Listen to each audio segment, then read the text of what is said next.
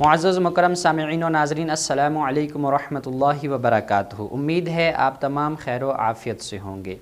आज की इस वीडियो में हम आपको नमाज़ ईद पढ़ने का तरीक़ा बताएंगे। उम्मीद है आप तवज्जुह से समाअत करेंगे, बग़ौर देखेंगे, याद रखेंगे ताकि नमाज़ ईद पढ़ने में आसानी हो। नमाज़ ईद पढ़ने से पहले आपको अपनी कंडीशन देखनी है कि आप कैसे खड़े हैं। क़िबला की तरफ रुख करके आपको खड़ा होना है, तो दोनों पाँव के दरमियान जो फ़ासला होना चाहिए वो सिर्फ़ 4 उंगल का फ़ासला होना चाहिए, आगे भी और पीछे भी। ये एहतियात रहे और सफ़ भी बिल्कुल सीधी होनी चाहिए, दाएं बाएं से यानी टखनों से टखने मिले हों और कंधे से कंधा मिला हो। फिर आपको बिस्मिल्लाहिर्रहमानिर्रहीम पढ़ने के बाद इन्नी वज्जहतु वजहिया लिल्लज़ी फ़तरस्समावाति वल अर्ज़ हनीफ़न वमा अना मिनल मुश्रिकीन पढ़ना है।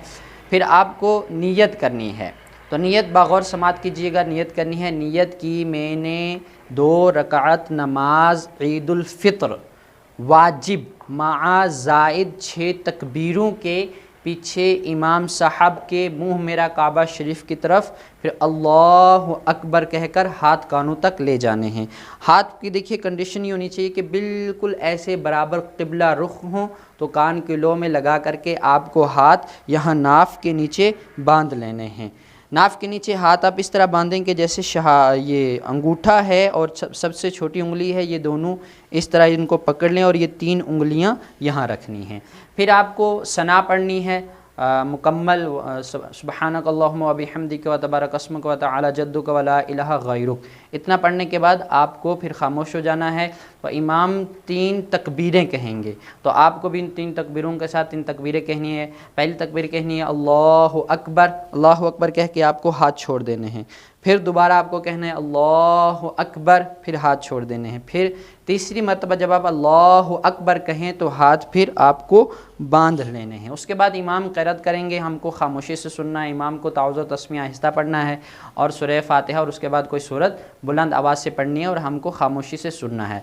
फिर जैसे आम नमाज़ों में आप रुकू करते हैं, सिजदा करते हैं, 1 रकात मुकम्मल हो जाती है। तो 1 रकात मुकम्मल करने के बाद जब आप दोबारा खड़े होंगे तो इमाम फिर क़िरात करेंगे, बुलंद आवाज़ में हमें खामोशी से उसको समाअत करना है।